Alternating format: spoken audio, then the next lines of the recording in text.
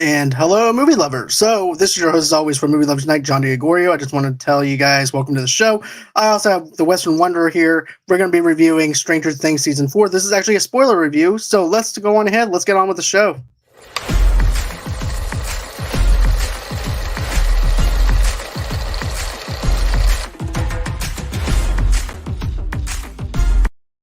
And here we are. Yep, we're back, baby. We're back. How you been doing, though? Oh, I've been doing pretty good around here. I've been pretty much dodging, Demogorgons and some other things. Batman might be around here talking about vengeance. Just been dodging a lot of things the past couple of months in terms of popular content. I gotcha. Yeah. So, anyways, we're here to talk about Stranger Things Season 4, and this is, of course, our spoiler review.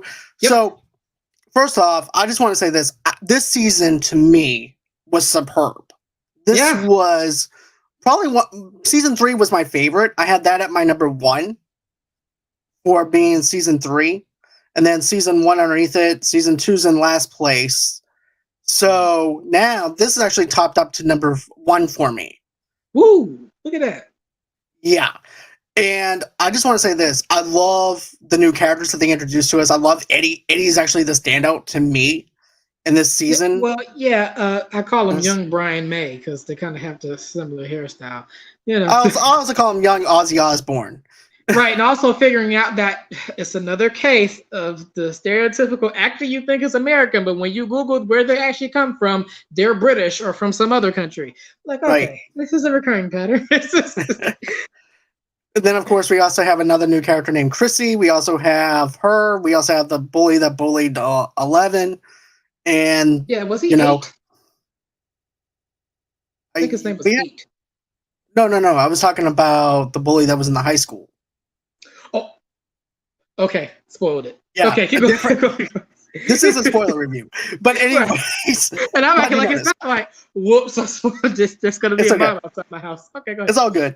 But, okay, So another thing I want to mention is this. I love how they set this thing up where you have now 11 in a new school. Mm-hmm. He's trying to adapt into this new life. Yeah. Then you have Will, who's also trying to adapt into his life and everything without his friends and stuff like that, too. So you have two characters that are actually trying to find themselves, in a sense, in this new surrounding.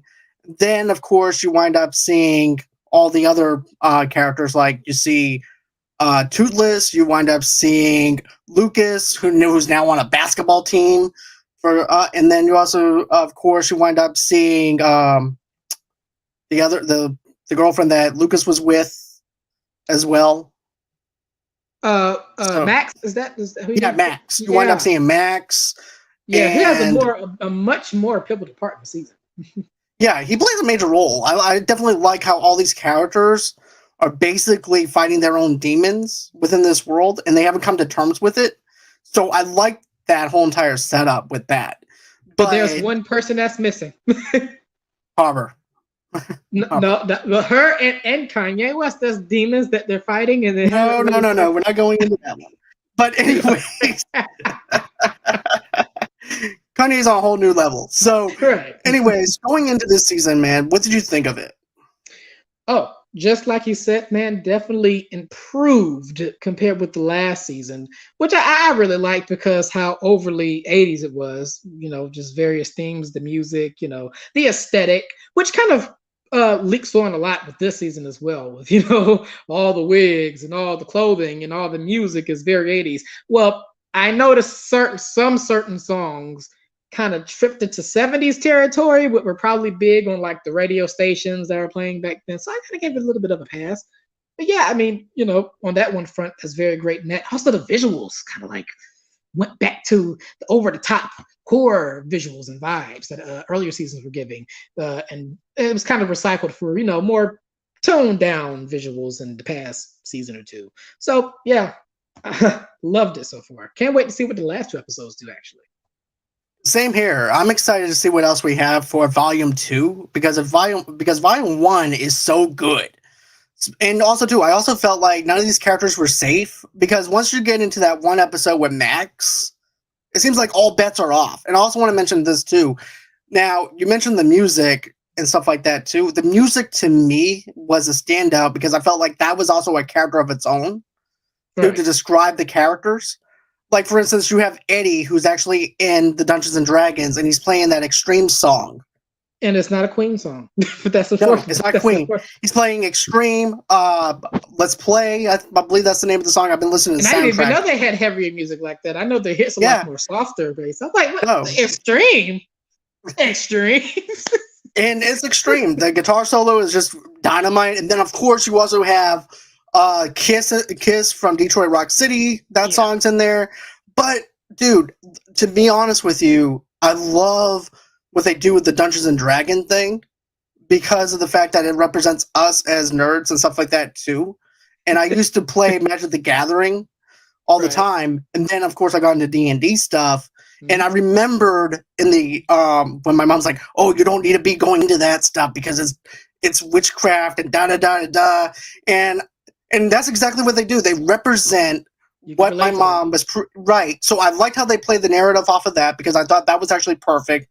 And then you also have the jocks who think that, "Oh, this is a cult." No, you morons, this is not a cult. And but no.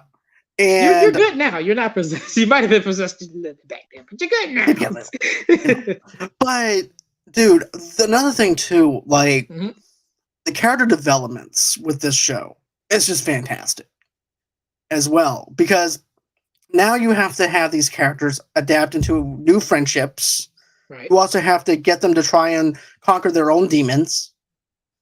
And you're also having Hopper, who's also dealing with stuff on his own, though, too. Yeah, he's miles and miles away.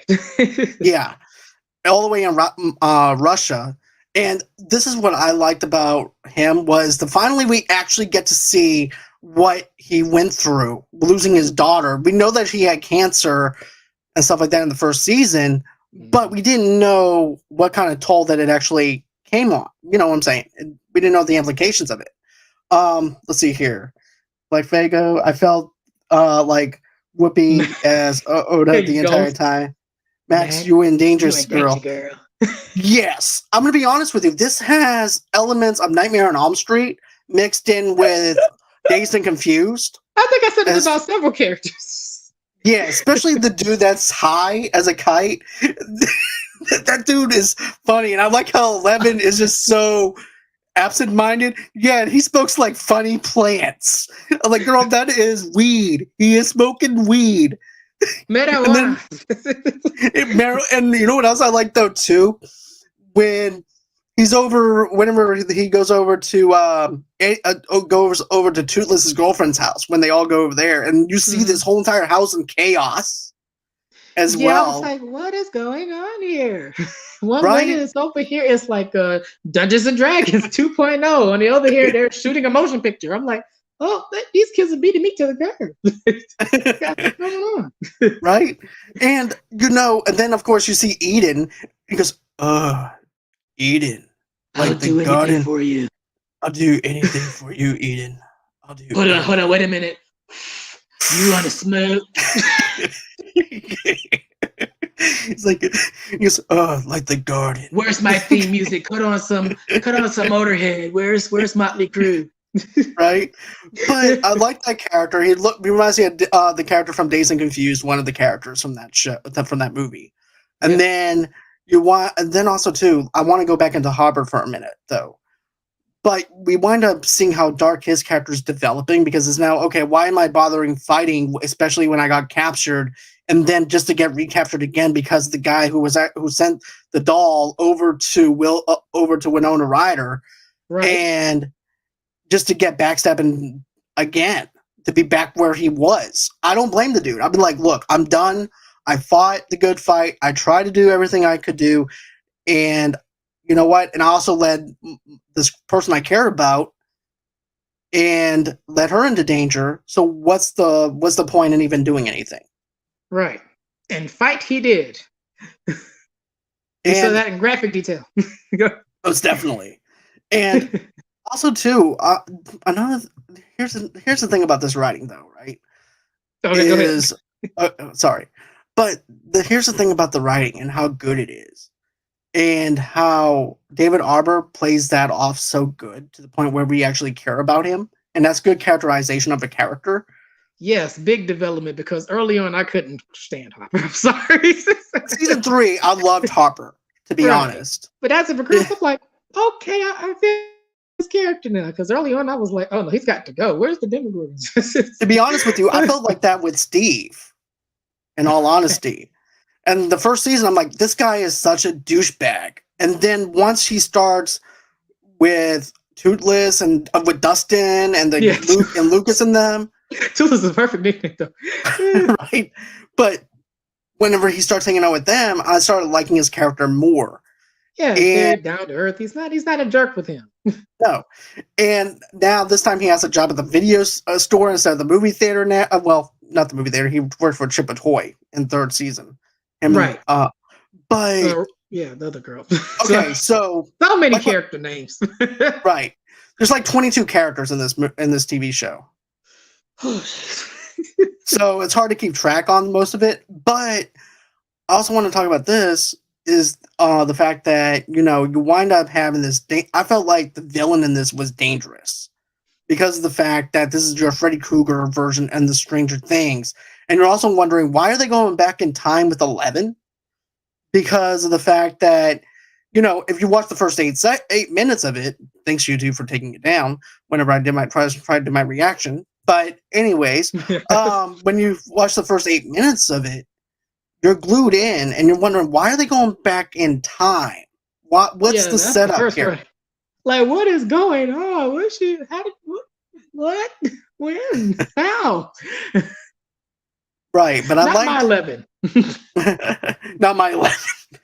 But I like how it shows Papa getting ready for his day. You see the newspaper kids throwing the newspaper and missing their targets, of course, in very 80s style. Just throwing it anywhere, but it has a little bit of a comical mixture in with this dark. I don't know how dark this scene actually is, because you're dealing with a neighborhood that's supposed to be this sunny suburban area, and it's actually dark. The clouds are gray, and it doesn't feel like a happy suburban area. It feels like a down, depressing area. And you have this funny moment, and I thought the funny moment actually gave it a little bit of light into that darkness. Right. But then you wind up seeing how Papa handles these kids, like he's Mother Goose or something, and and then he winds up telling him, okay, so let's go into it. Okay, so what do you see in the next room? And then he tells him, and then all of a sudden you hear screaming. It's a bloodbath. 11's covered in blood. So what do you think about those scenes?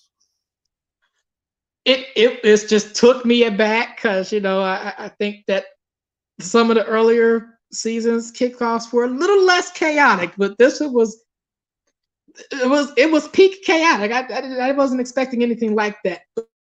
It was very creative to see how it plays a big part into at least 11's story as the season kind of progresses with the episodes and how certain little hints from the past come back.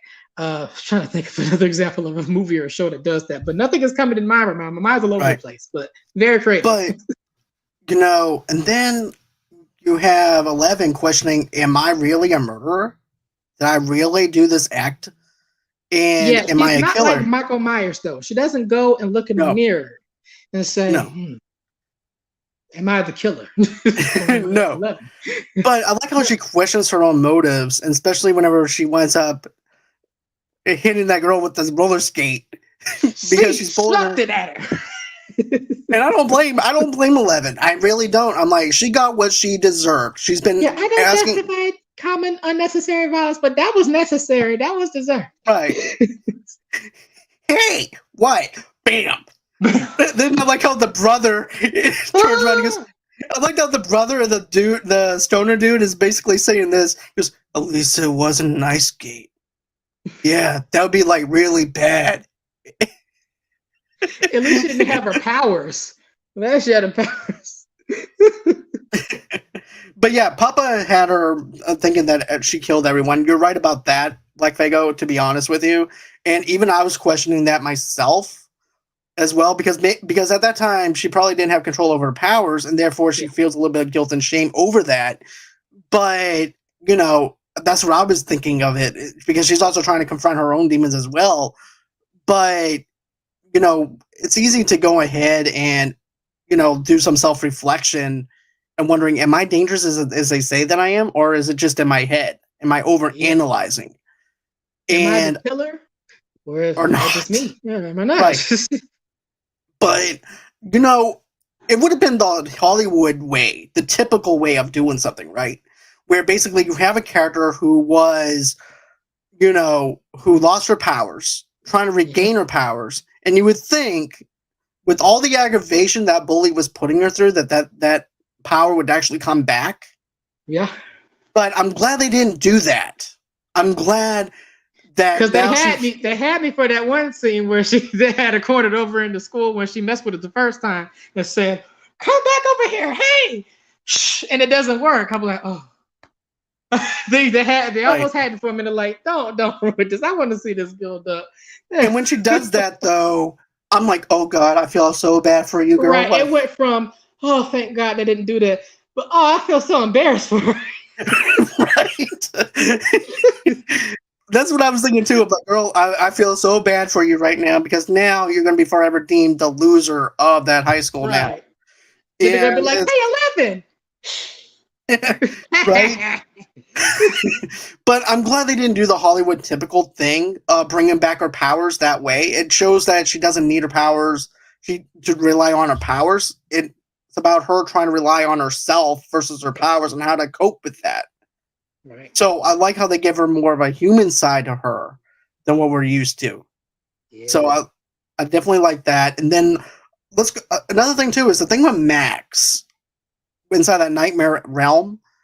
And I had a feeling that, the Freddy Krueger version of that killer didn't want her all the way back there, because of the fact that, she ended up like unlocking a whole new levels. Like, what are you doing back here? You're not supposed to be back here. Right. A whole new world. This is right. This is the boss. What are you doing here? Look, you have to come back at episode 6. You're way ahead. Absolutely. Right. Like, what? Look, this is not for you. This was actually supposed to be for Nancy, so, you need to go on ahead and go somewhere else. Right. Right. Like, leave. Right. But the danger of Max and the way they actually did this, where she lifts up into the sky, and then you see these kids, they twist and I can't do it or anything like that. I'm not a precautionist or anything. But the way they do it is just so terrifying, and I don't blame Eddie for leaving. I would jet out of there too. To be honest with you, I wouldn't stay in there. Like, no, but, what is this? It looks like a level of Doom Eternal. How do I get out? Exactly. And whenever she's there, I'm like, oh crap, is she gonna die? And then you see the portal open back up whenever they're playing her song. Right. So it gave me a little bit of relief, but also too at the same time, I don't feel safe still. I feel a sense of danger for her. And I'm glad they gave us that sense of danger, that these characters are not safe either. Yeah. Especially when she's running through there to go to her friends and the guy's just over there throwing everything at her and she just keeps on running and then she's out there. And then, Perfect use of song, that Kate Bush song, Running Up That Hill or whatever it's called. Yeah, Running Up That Hill is what it's called. Yeah. Number 1 on iTunes. Thanks to me, downloading the soundtrack. Right. Get it today. Number 1. I feel like those old commercial guys. Right? Because I actually listened to Tarzan Man like 10 times today from that soundtrack. Don't judge me. That song is ingrained in my head because when I was young, I used to watch the Curious George TV show, and they used to play that song in every single commercial. It's like, what? And I didn't get it at the time. I was like, oh, because it's a monkey to Tarzan. I get it now. So that's how I did that song. Yeah. But I have to agree with Black Fago, though. The scene with the portal, I was really afraid of her. I didn't think that she was going to make it yet. Me either. I didn't think she was going to make it out. Like Black Fago said earlier with the Max, you in danger, girl. I thought you there. Definitely. I did. And, I was like, okay, who else might die in this show after this? Because that just pisses him off even more now that she survived. Who's next? Right, like, you survived. I'm gonna get you, my pretty, and your friend too. Right. Who's gonna go next? Lucas, exactly. Don't get my guy Lucas. Please don't get Lucas. I didn't want Lucas. I didn't want Steve to die or anything like that. But I'm like, what is Steve actually scared of other than his own ego? So therefore, he doesn't really have nothing. That makes sense. So therefore, there's nothing really much that he can do to him. And I forgot about Nancy. I forgot that she hadn't come to terms with her friend dying in the very first season. Because we only saw her in like a very first glance where she feels bad for her. But she never came to terms with that. And we thought she did because of the fact that she never brought it up again.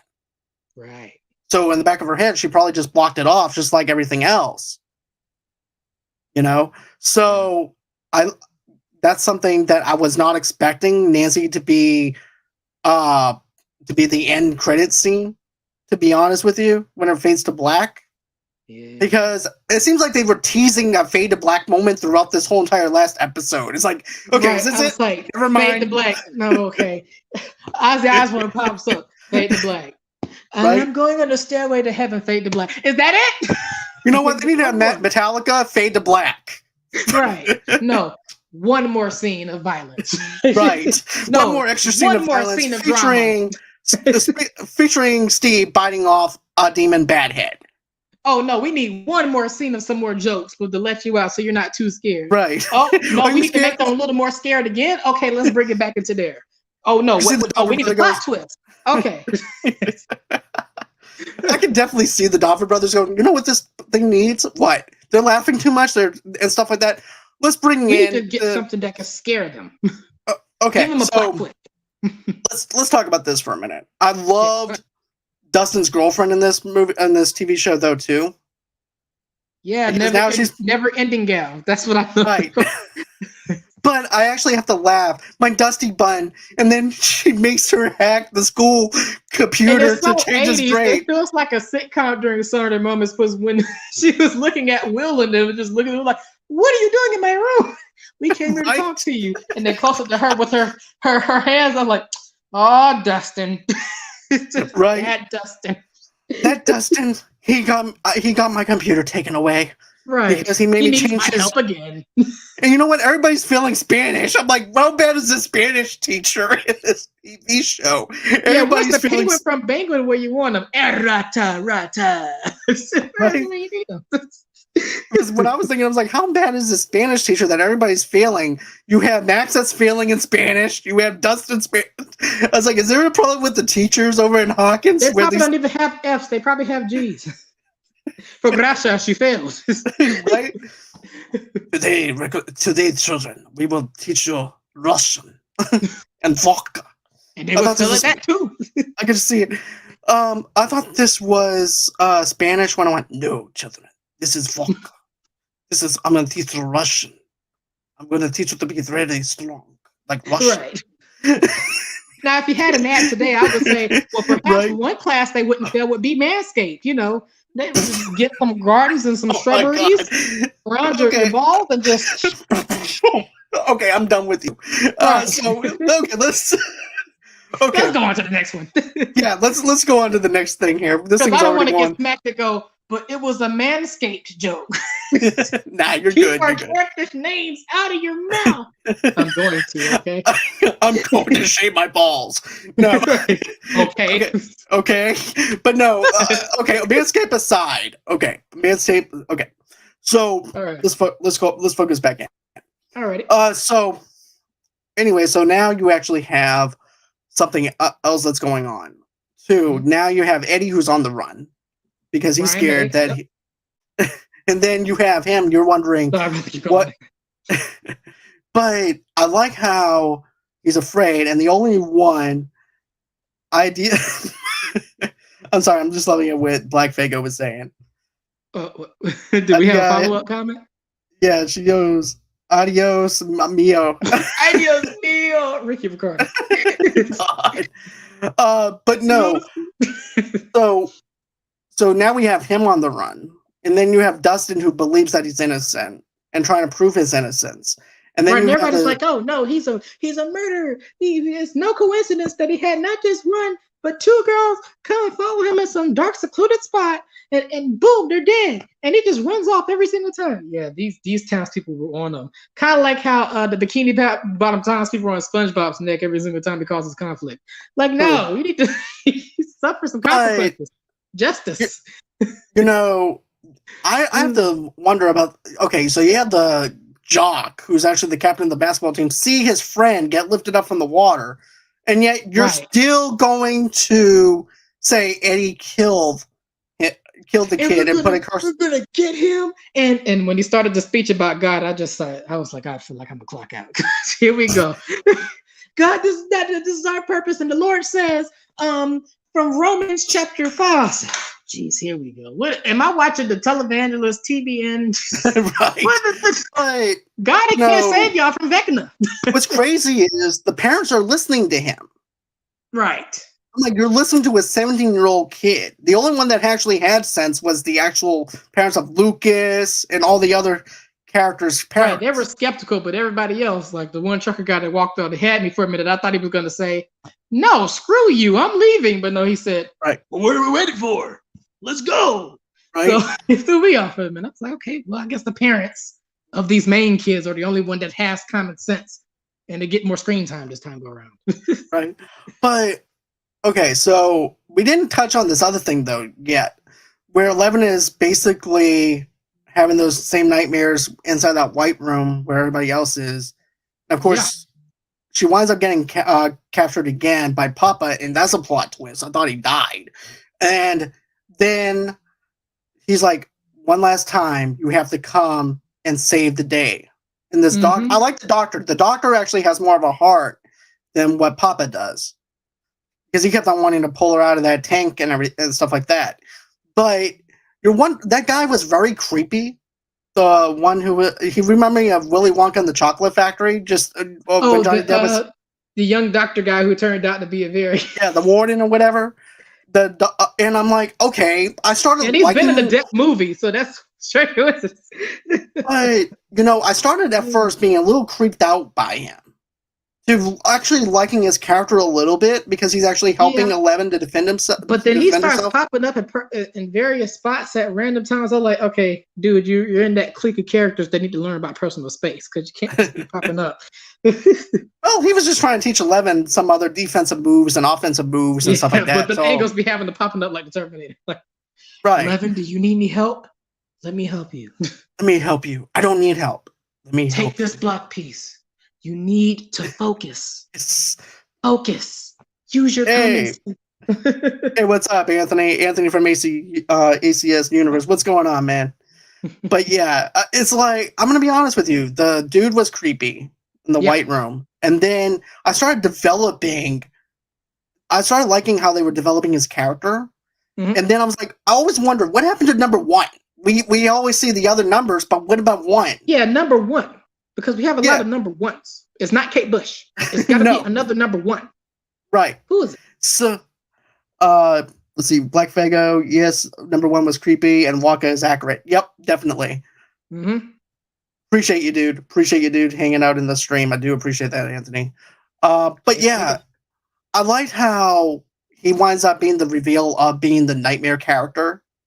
And it was all 11's fault for him turning the way he did and evaporating. And then, of course, she winds up opening up the portal, which also in turn also winds up making him also being able to get these demigods and everything else.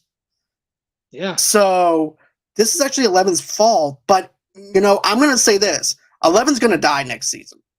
I'm calling it out there right now. Woo! Because think about it. Strong. That's a very strong. The way you said it, like the doctor. 11's gonna die next season. Coming soon. 11's gonna die.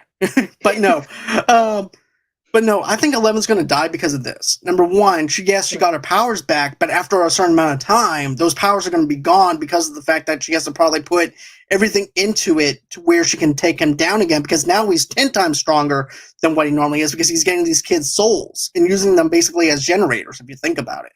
Yeah. So, so now by the time that she winds up getting she's going to lose her powers, or is going to wind up coming to the point where she winds up dying and having to be the only way to actually. So she was actually basically the artist of the Upside Down, basically. Yeah. And in order for her to close the portals, in order for her to get rid of it, because she's the creator of it, she would have to die. Yeah, pretty much that.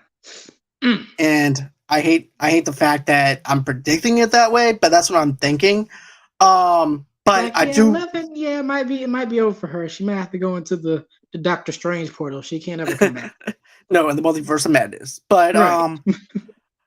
But another thing though too is I like how Dustin tells them about the Watergate. I'm like, okay, which decade is this? One more time to pick me up, because I'm pretty sure Watergate was in 1990. But also too. But it's actually accurate though. I mean, if you think about it, aside from historical facts and stuff, calling it a Watergate is actually, from a kid's perspective, it actually makes sense. Yeah, you can't call it Demogorgon Gate. You got to actually have a historical, real life thing to that. But then you see Steve go down in there. I'm like, oh my god! I was like, bro, swim back up, swim back up, swim back up. And he said, you know what? I'm not listening to you right now. I'm gonna do me. I'm going in. Oh,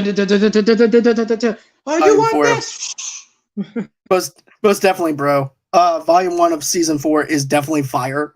Like I said before, I rated this as my number 1 for Stranger Things. I had season 3 as my number 1. So now season 3 is actually going to be going into my number 2 category, and then season 1 is going to be my number 3 spot, and then of course season 2 would be your 4th. Yeah, season 2 would be my 4th, because season 2 I believe is the weakest out of the seasons, in my opinion. But I like how you see this demon-sized world and stuff like that, and how dark and ominous it is, and things like that. And you see these demon-like bats. Dude, I was scared for Steve. And then all of a sudden, you wind up seeing... And at first I thought that one was actually going to go ahead and pull him, since his arms wind up pulling him down. I've been seeing a lot of movies lately, so I was like, okay, we got bats. Where's the Riddler at? Right, I was thinking, the Riddler for you. Right, because here's the thing. I was thinking to myself, so you pull him down, but you don't show back up. And the end of episode 4, we're going to get into that in a minute, where the cliffhanger with Nancy, we touched on it a little bit, but I want to touch on it a little bit more.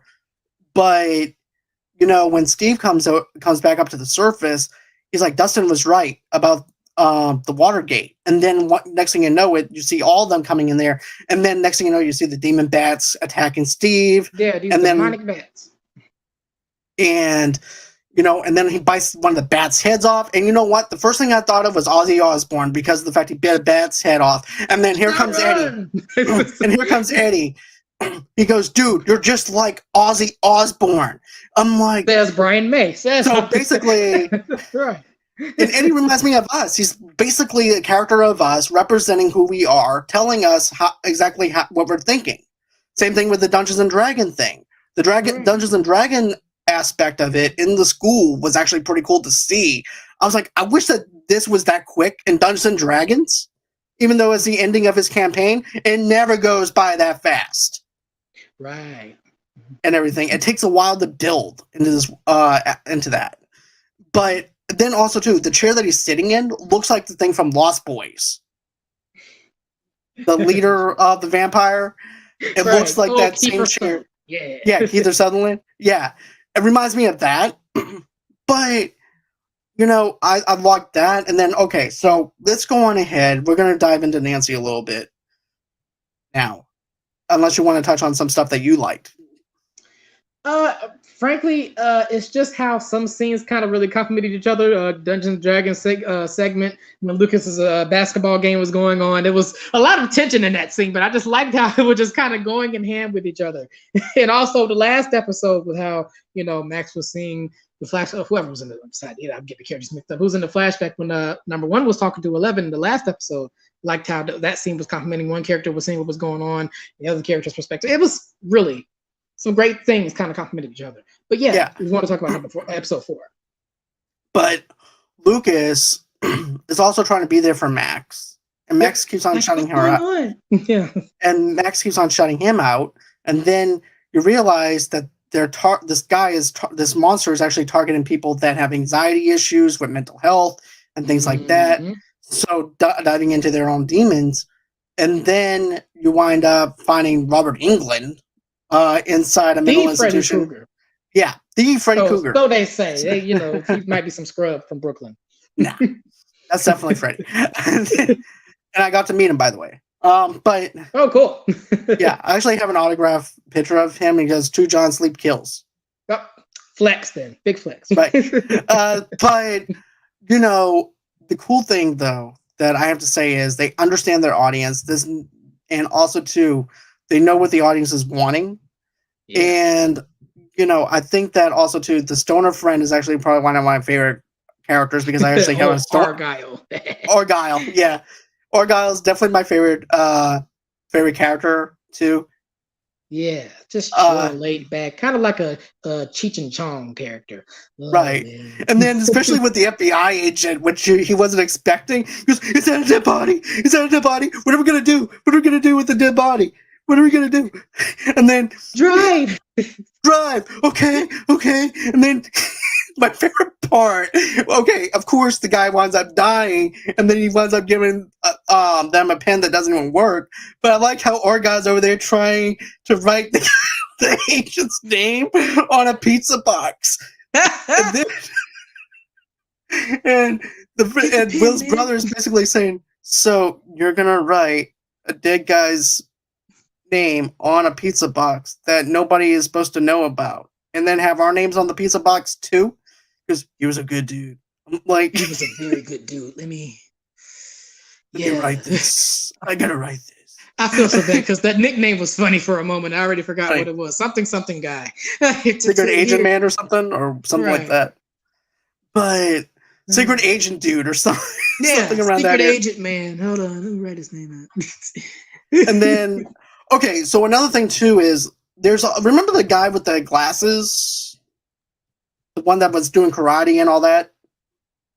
Because we didn't touch base on him at all. He was in all the other Stranger Things TV series from season 1.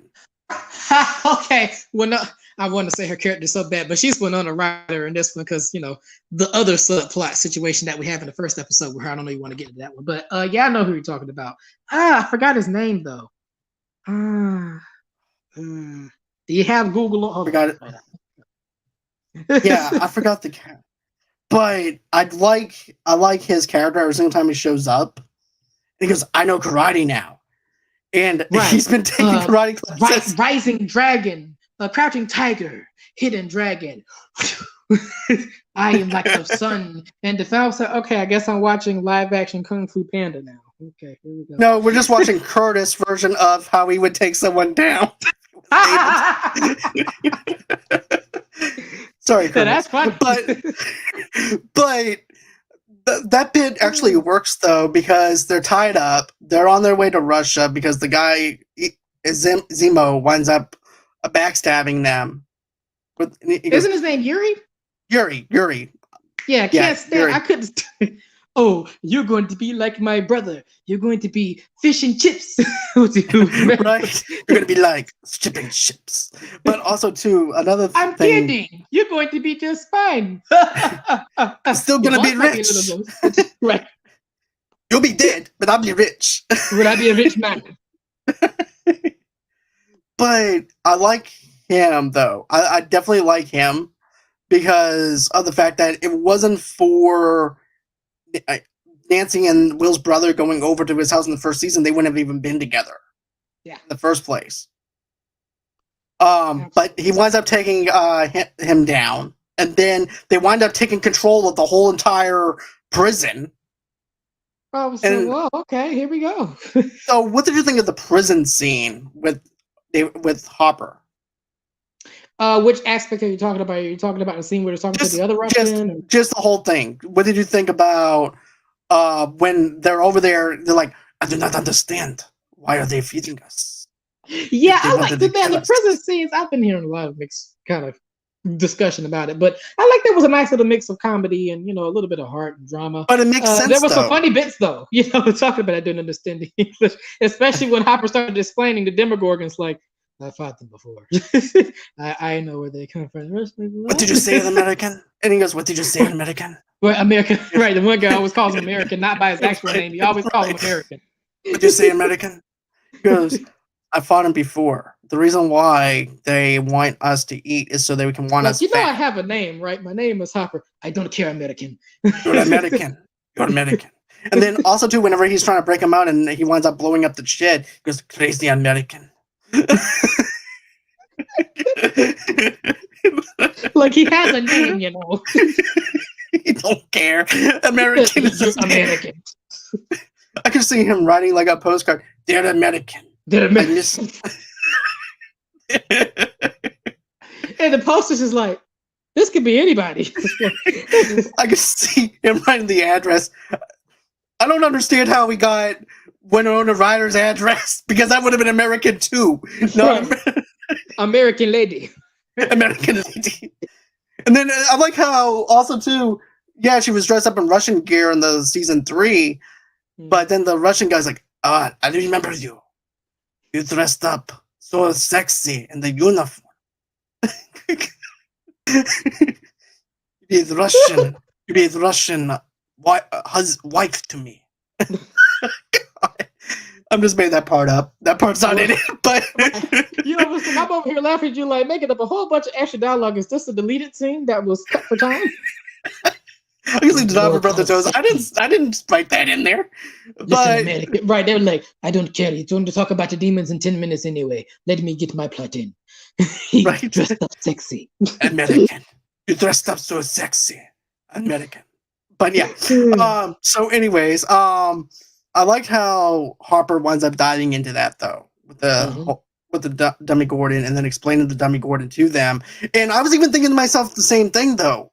Dude, you're not there to eat and celebrate. This is your last supper. This is basically the crucifixion before the crucifixion of Jesus. Yes, the Lord's Russian supper. You can't eating and celebrating. I'm done.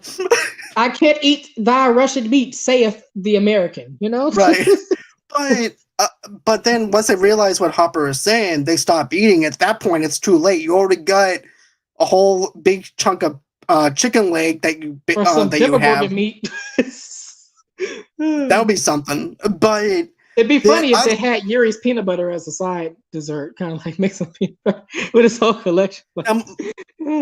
My question is this though: did anything not work for you? Because I feel like everything landed the way it needed to land. I thought this was a perfect season.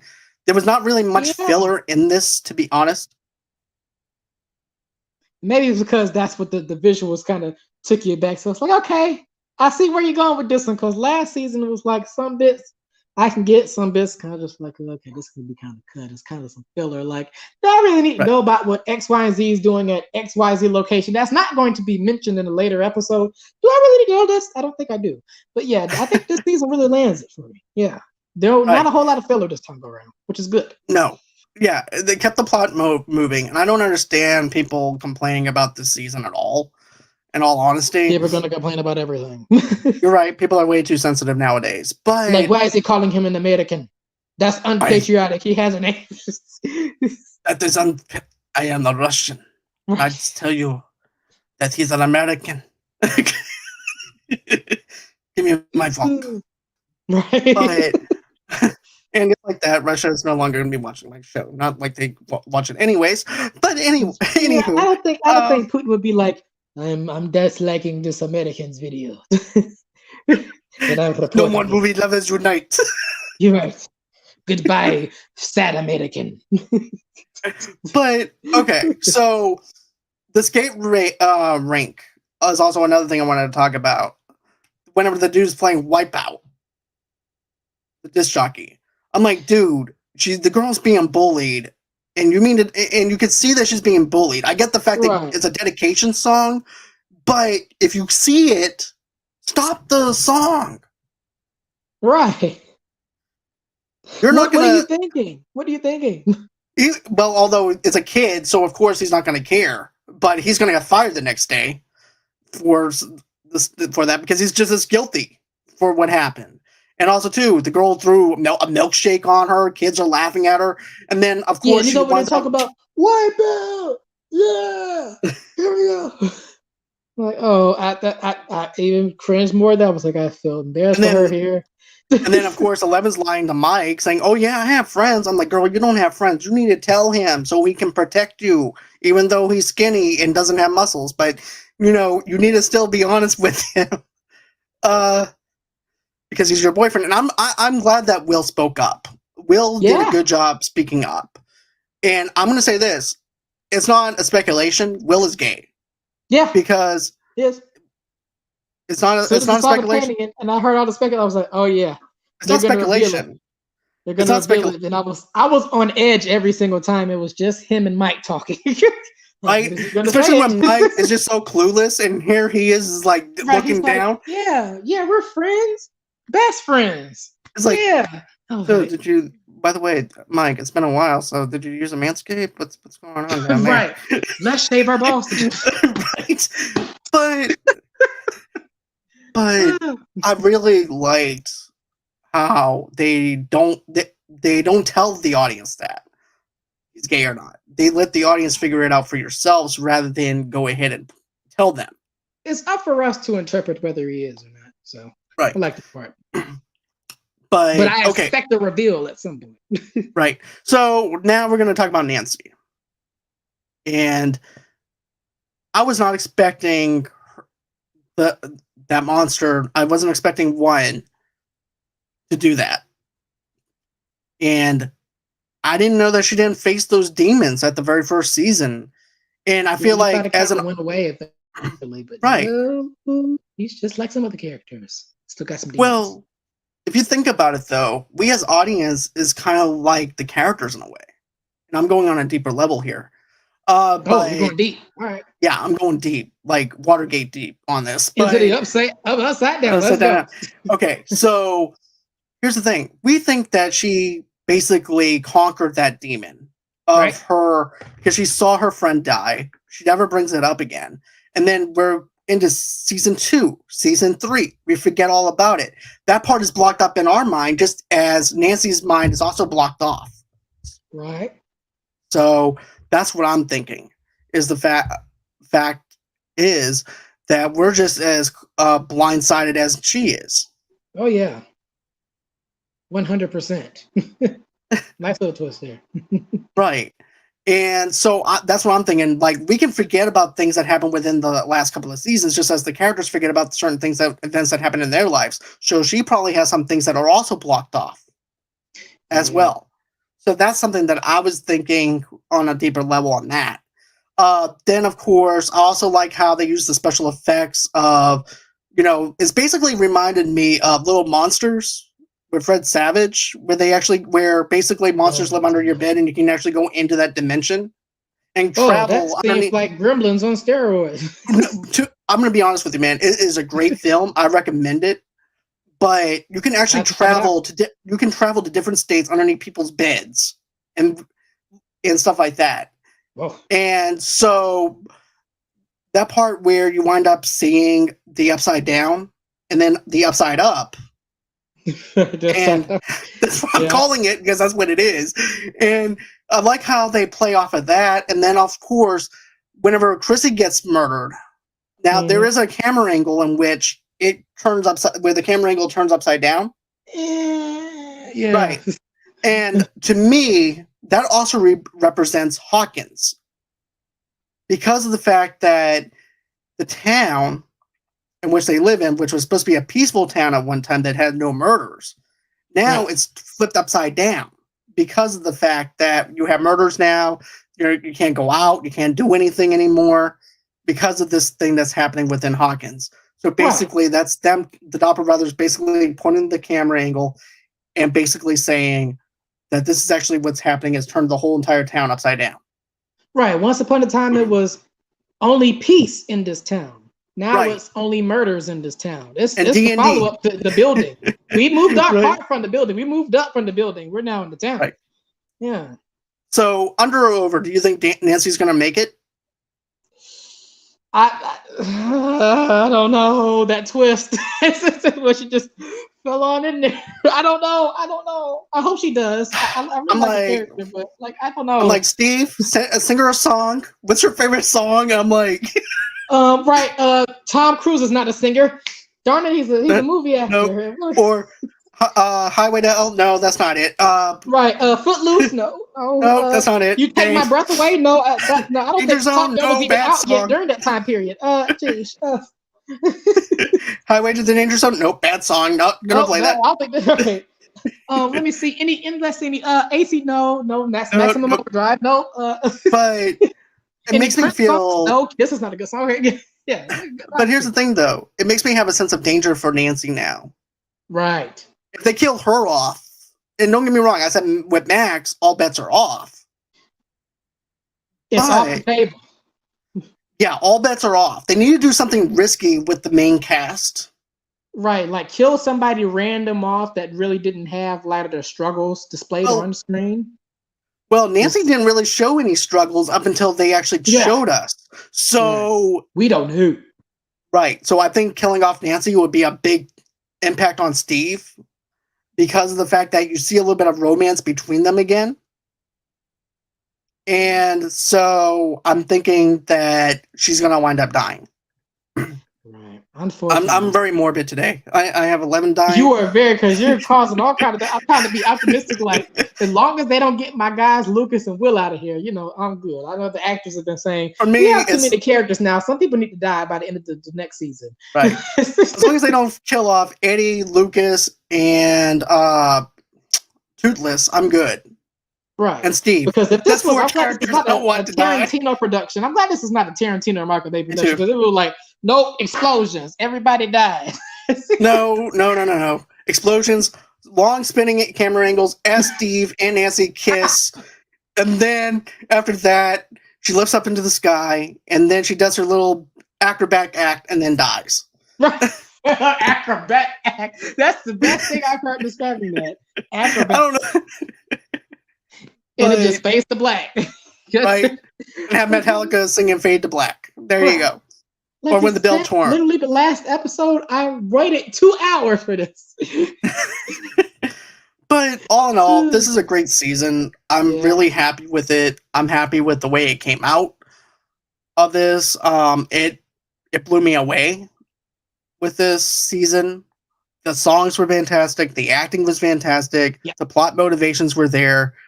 There's nothing bad I can say about this show for season 4. And that's just like I have no qualms with season 3. Right. So season 3 and 4, top notch. Now season 5 is gonna have a lot of competition. Yeah, definitely. Because they're not ending it with season 4. They were gonna end it with season 4, but they decided to go ahead. Well, I'm glad I did it. But I feel like this. But 5 is like the best way to stop, yeah. But to be honest with you, I'd rather them end it at 4. Right. Because of the fact, if the 11 does happen to die, what's the point of doing 5? So is she safe? What's the deal? Right. Or does she become what 1 is? Does somebody else have to take that spot? Oh, she's calm and nice to somebody at first and then just progressively. Like, oh, maybe she is the killer. Right? But, I this season's just fantastic. I can't stop raving about it. It's all I talked about pretty much. But Eddie, okay, I want to talk about one more thing about Eddie because Eddie's my favorite character. Yeah, talk about Brian. But Eddie also represented one of my friends, Stormy, who was he was actually a stoner in high school. But I remember him doing that same speech because when I get my diploma, I'm gonna walk up to Mr. Malley and I'm gonna flip him off. Of course, he wound up failing, and then he had to repeat, and then Mr. Malley had to tell Stormy that he needed to see him before classes start. And then, of course, Stormy goes, "But I want to hear the speech." Needless to say, I think that went well. Yep, because you'll hear the speech in my office. So But that's also so much of high school though, where you're wanting to get out of your town. You're wanting to get out of everything and become your own person. Mm-hmm. Versus being in a school system where people can protect you in a sense. Yeah. So, I liked his character. I thought his character was very funny. The Hellfire Club. Also, too, we forgot to mention Lucas's sister. Oh, as well. Erica, yeah. They need to give her some more runtime as because early on I was love like, her, but she really is funny this season, like just grilling everybody. Like, oh, he's going out with you. I guess he took a step lower from Max, and so whatever she found under Lucas's bed, and that was mentioned in the last episode, that he just had a spill in his heart. Don't you tell anybody about that ever again. I feel like they're gonna bring it up again just to mess with him. But but my favorite thing is where were you? Oh, we were out, and I forgot what kind of lie they make up. And then Erica was like, "The whole couch is on fire right now." Out. Of course, right? Erica, America. There you go. There you go, Figo. You just wanted me to do my Russian accent. That's all. Erica, America. That should be a superhero now. Yeah. But no. Erica is probably one of my... I liked her in season 3. I really did. I really dug her character. Some time to warm up, with the humor. She seemed like a great character. But yeah, the humor definitely improved with this season. She was just firing off on all cylinders on anybody. Anybody could get it. And roasting them. Right. And the nostalgia factor, too, with using the light bright thing, too. Right. Because I used to have a light bright when I was a kid. Don't judge me. But yeah, I had one as a kid. So okay, I remember that as a kid. And then, of course, I remember this, though, too, with Nancy going back over to her house to get weapons. And the weapons are not there because haven't been there yet or anything, too. So that sucked. But yeah, I thought this played off really good. I'm excited about the part 2 of Volume 2. So... this is actually, I enjoyed this. I enjoyed reviewing this with you and everything. So with that being said, guys, that's going to be it for the show. I hope that you guys enjoyed Stranger Things Season 4. America and Stranger Things in the multiverse Russia, of Demogorgons. Right. Vision and Mother Russia. Okay. Always until next time, guys. It's been real. It's been fun. Have a great and safe night. Thank you again, Western. It's always a pleasure to have you on the show. And always until next time, guys, you're very welcome anytime. For America. Bye.